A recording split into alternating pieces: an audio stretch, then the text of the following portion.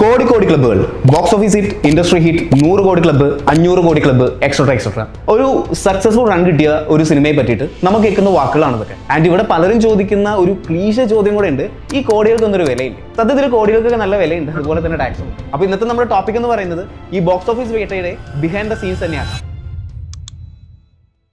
അല്ല, എന്താണ് ഈ ബോക്സ് ഓഫീസ് കളക്ഷൻ എന്ന് പറയുന്നത്? ഇവിടെ നമ്മുടെ ഇന്ത്യയുടെ കാര്യം എടുക്കുകയാണെങ്കിൽ, ഇന്ത്യയിൽ ഈ ഒരു ഫിലിം ഇൻഡസ്ട്രിയിൽ അതിൻ്റെ ഒരു ടിക്കറ്റിൻ്റെ ഒരു നിലവാരം നിശ്ചയിക്കാൻ വേണ്ടിയിട്ട് ഒരു ഫിലിം ബോഡി നിലവിലില്ല എന്ന് തന്നെ പറയാം. ഫോർ എക്സാമ്പിൾ, നമ്മുടെ ഈ റീസെൻ്റ്ലി നടന്ന പുഷ്പ 2ൻ്റെ റിലീസിന് ഈ ആന്ധ്രാപ്രദേശിൽ പുഷ്പ 2ൻ്റെ ഒരു ടിക്കറ്റ് പോയ പ്രൈസിൻ്റെ ഡീറ്റെയിൽ നിങ്ങൾ ചിലപ്പോൾ കേട്ടിട്ടുണ്ടാകും നമ്മുടെ സോഷ്യൽ മീഡിയാസൊക്കെ വഴിയിട്ട്.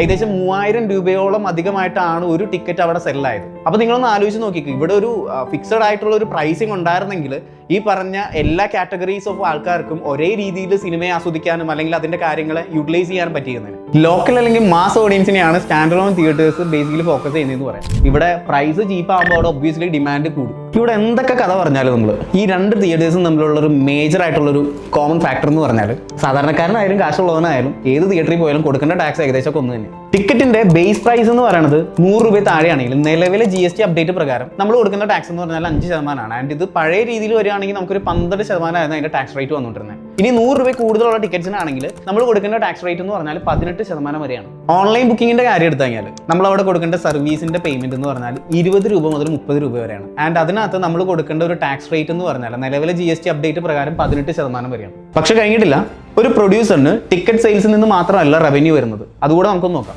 ഒന്ന് സാറ്റലൈറ്റ് അല്ലെങ്കിൽ TV ചാനൽസ് റൈറ്റ്സ് എന്ന് പറയാം. ഒരു സിനിമയുടെ മാർക്കറ്റ് വാല്യൂവും റൈറ്റും വാങ്ങുന്ന ചാനലും അനുസരിച്ച് ഈ ഒരു എമൗണ്ടിൽ ചെറിയ മാറ്റങ്ങളും വരാം. ഏകദേശം 1 കോടി മുതൽ 50 കോടി വരെയാണെന്ന് പ്രതീക്ഷിക്കാം. രണ്ടാമത്തേതെന്ന് പറയാനായിട്ട് നമ്മുടെ OTT റൈറ്റ്സ് ആണ്. ഈ നെറ്റ്ഫ്ലിക്സ്, ഹോട്ട്സ്റ്റാർ, ആമസോൺ പോലുള്ള പല OTT പ്ലാറ്റ്ഫോംസും അതിൽ ഉൾപ്പെടുന്നുണ്ട്. ഇത് ഏകദേശം ഒരു 5 മുതൽ 50 കോടി വരെ പ്രതീക്ഷിക്കാം. സാഹചര്യങ്ങൾ അനുസരിച്ച് ഈ ഒരു എമൗണ്ടിന് മുകളിലും താഴേക്കും നമുക്ക് റൈറ്റ്സ് സെല്ലാകാറുണ്ട്. മൂന്നാമതായിട്ട് മ്യൂസിക് ആൻഡ് ഓഡിയോ റൈറ്റ്സ് ആണ്. ഇതും OTT റൈറ്റ്സ് പോലെ തന്നെ സെല്ലാകുന്ന ഒന്നാണ്. ഈ സോണി മ്യൂസിക്സ് ഒക്കെ നിങ്ങൾക്ക് നന്നായിട്ട് അറിയാവുന്നതായിരിക്കും. നാലാമത്തേന്ന് പറയാനായിട്ട് ഓവർസീസ് തിയേറ്ററിക്കൽ റൈറ്റ്സ് ആണ്. ഇന്ത്യൻ ഫിലിം മാർക്കറ്റിലുള്ള ഗൾഫ്, USA, യൂറോപ്പ്, മലേഷ്യ പോലുള്ള പുറം രാജ്യങ്ങളിലേക്ക് റൈറ്റ്സ് പോകുമ്പോൾ അവിടുത്തെ ഡിസ്ട്രിബ്യൂട്ടേഴ്സിൽ നിന്നും പ്രൊഡ്യൂസറിന് കിട്ടുന്ന ഒരു ഷെയർ ആണ്. അഞ്ചാമത്തേന്ന് പറയാനായിട്ട് ബ്രാൻഡ് ടൈപ്സ് ആണ്. പച്ചയ്ക്ക് പറഞ്ഞാൽ സിനിമയ്ക്കുള്ളിൽ ആഡ് കുത്തിക്കയറ്റുക.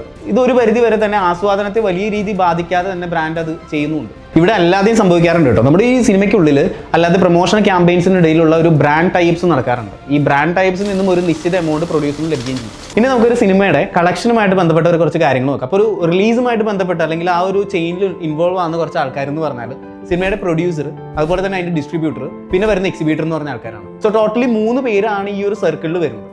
ഞാനൊരു സിമ്പിൾ ആയിട്ടുള്ള ചോദ്യം ചോദിക്കട്ടെ നിങ്ങളുടെ അടുത്ത്. ആരാണ് ശരിക്കും ഒരു പ്രൊഡ്യൂസർ എന്ന് പറയാം? നമുക്ക് കുറച്ച് പേർക്കൊക്കെ അറിയായിരിക്കും, അല്ലെങ്കിൽ സിനിമ കാണുന്ന പ്രേക്ഷകർ എന്നുള്ള രീതിയിൽ നമ്മുടെയൊക്കെ ഒരു മൈൻഡിൽ നിൽക്കുന്ന ഒരു ഐഡിയ ആണ്, പ്രൊഡ്യൂസർ ആണ് ഒരു സിനിമയുടെ കംപ്ലീറ്റ് ദ എക്സ്പെൻസസിന് ഹാൻഡിൽ ചെയ്യുന്ന ഒരാൾ, അല്ലെങ്കിൽ ഒരു സിനിമയുടെ സാമ്പത്തികപരമായിട്ടും അല്ലെങ്കിൽ അതിന്റെ വരുമാനപരമായിട്ടുള്ള കാര്യങ്ങളെ ഡീൽ ചെയ്യുന്ന ഒരാളെന്ന് പറയുന്നത് പ്രൊഡ്യൂസർ ആയിരിക്കും. അടുത്തായിട്ട് നമ്മുടെ ഈ പ്രീ പ്രൊഡക്ഷനും പ്രൊഡക്ഷനും പോസ്റ്റ് പ്രൊഡക്ഷനും അങ്ങനെ ഒരു സിനിമ റിലീസിങ്ങിന്റെ സ്റ്റേജിലേക്ക് നിൽക്കുന്ന സാഹചര്യത്തിലാണ് നമ്മുടെ രണ്ടാമത്തെ ആളുടെ രംഗപ്രവേശനം എന്ന് പറയുന്നത്. അയാളുടെ പേരാണ് ഡിസ്ട്രിബ്യൂട്ടർ.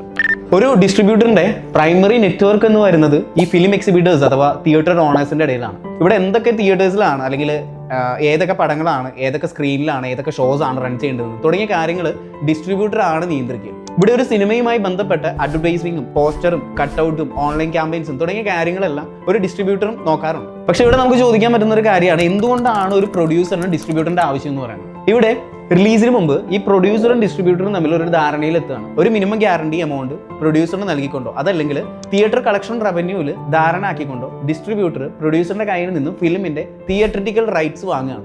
മിക്കപ്പോഴും ഒരു മിനിമം ഗ്യാരണ്ടി നൽകിക്കൊണ്ടാണ് ഈ ഒരു തിയേറ്റർ റൈറ്റ്സിൽ ധാരണ ആകുക എന്ന് പറയുന്നത്. അതുകൊണ്ട് തന്നെ ഒരു പരിധി വരെ ഇവിടെ പ്രൊഡ്യൂസർ സേഫ് ആകും. ഇപ്പോൾ ഇവിടെ സിനിമ വിജയിക്കേണ്ടത് നമ്മുടെ ഈ 2 കൂട്ടരുടെ ആവശ്യമാണെന്ന് തന്നെ പറയാം. അതുകൊണ്ട് തന്നെ പറയാം, ഡിസ്ട്രിബ്യൂട്ടർ ഒരു റിസ്ക് ഷെയറിംഗ് പാർട്ണർ കൂടിയാണ്.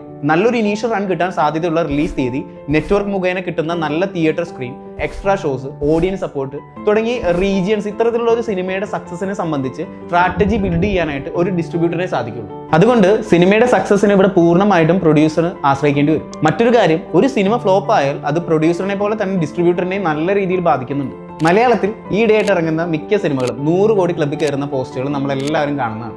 ആൻഡ് ഈ ഒരു 100 കോടി എന്ന് പറയുന്ന ഒരു എമൗണ്ട് പ്രൊഡ്യൂസറിന് തന്നെ കിട്ടുന്ന ഒരു എമൗണ്ട് ആണോ? ഈ ഒരു വീഡിയോ ഇത്രയും കണ്ടാൽ നിങ്ങൾക്ക് തന്നെ തോന്നി കാണും അത് കിട്ടുന്ന ഒരു പൈസയാണോ അല്ലയോ എന്നുള്ളത്. എന്താണ് ഈ പറയുന്നത് 100 കോടി ക്ലബ്ബ്? നമ്മുടെ ഒരു മലയാള സിനിമ കൺസിഡർ ചെയ്താൽ ഇന്ത്യക്കുള്ളിലും പുറത്തും ഡിഡക്ഷൻസ് അപ്ലൈ ചെയ്യുന്നതിന് മുമ്പ് ടിക്കറ്റ് സെയിൽസിലൂടെ കളക്ട് ചെയ്യുന്ന ടോട്ടൽ എമൗണ്ടിനെയാണ് ഗ്രോസ് റവന്യൂ അഥവാ ബോക്സ് ഓഫീസ് കളക്ഷൻ എന്ന് പറയുന്നത്. ഇനി ഡിഡക്ഷൻസിന് മുമ്പുള്ള ഈ ഒരു എമൗണ്ടിനെയാണ് ഈ മാർക്കറ്റിംഗ് പർപ്പസിന് പ്രൊമോട്ടേഴ്സ് യൂസ് ചെയ്യുന്നത്. ഇനി ഇങ്ങനെ ലഭിക്കുന്ന ഈ ഗ്രോസ് റവന്യൂ ഡിഡക്ഷൻസിന് ശേഷം അത് ഏതൊക്കെ രീതിയിൽ സ്പ്ലിറ്റ് ചെയ്തിട്ടാണ് ഒടുവിൽ നമ്മുടെ ഈ പ്രൊഡ്യൂസറിലേക്ക് എത്തുന്നതെന്ന് നമുക്ക് നോക്കാം. ആദ്യം ഓഡിയൻസ് ടു തിയേറ്റേഴ്സ്. ഈ ഗ്രോസ് റവന്യൂവിന്റെ ആരംഭം എക്സിബിറ്റേഴ്സിൽ നിന്നാണ്. വീഡിയോയുടെ തുടക്കം നമ്മൾ ടിക്കറ്റിന്റെ ബേസ് പ്രൈസ് അനുസരിച്ചുള്ള ടിക്കറ്റ് ടാക്സിനെ പറ്റി പറഞ്ഞല്ലോ. ബേസിക് പ്രൈസ് 100 രൂപ താഴെയാണെങ്കിൽ 5%, ബേസിക് പ്രൈസ് 100 രൂപയിൽ കൂടുതലാണെങ്കിൽ 18% GST. ഗ്രോസ് റവന്യൂ നിന്നും തിയേറ്റേഴ്സ് വഴി ഗവൺമെന്റിലേക്ക് ഈ ഒരു എമൗണ്ട് ഡിഡക്റ്റ് ആവുകയാണ്. ശേഷം ഡിസ്ട്രിബ്യൂട്ടേഴ്സ് തിയേറ്റേഴ്സ് മുൻകൂട്ടി നിശ്ചയിച്ച ധാരണയുടെ പുറത്ത് തിയേറ്റേഴ്സ് അവരുടെ വിഹിതം കഴിഞ്ഞുള്ള എമൗണ്ട് ഡിസ്ട്രിബ്യൂട്ടേഴ്സിന് നൽകുന്നു.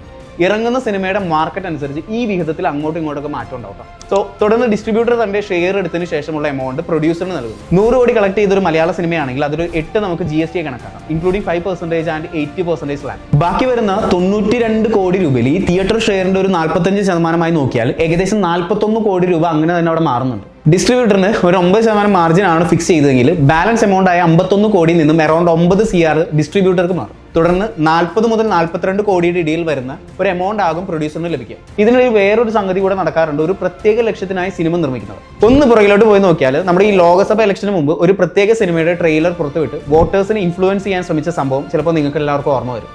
ആ സിനിമ ഏതാണെന്ന് മനസ്സിലായവർ ഒന്ന് നമ്മുടെ കമന്റ് ബോക്സിൽ കമന്റ് ചെയ്യാം കേട്ടോ. അപ്പോൾ ഇതൊക്കെയാണ് നമ്മുടെ ഇലക്ഷനുമായിട്ട് ബന്ധപ്പെട്ട് നമ്മുടെ സിനിമയുടെ കളക്ഷനുമായിട്ട് ബന്ധപ്പെട്ട കാര്യങ്ങൾ എന്ന് പറയുന്നത്. ഒരു സക്സസ് ആയ ഫിലിമിനെ പറ്റിയിട്ടാണ് നമ്മൾ സംസാരിച്ചത്. പക്ഷെ പരാജയപ്പെട്ട ഫിലിംസിന്റെയും അതിന് പിന്നെ പ്രവർത്തിച്ചവരുടെയും അവസ്ഥ കുറച്ച് ദയനീയമാണ്. ആ കൂട്ടത്തിൽ ആരെങ്കിലും ഈ ഒരു വീഡിയോ കാണുന്നുണ്ടെങ്കിൽ ഫ്യൂച്ചറിൽ നല്ലൊരു സക്സസ്ഫുൾ റൺ കിട്ടുന്ന ഒരു സിനിമ നിങ്ങൾക്ക് എടുക്കാൻ സാധിക്കട്ടെ. Have A nice day.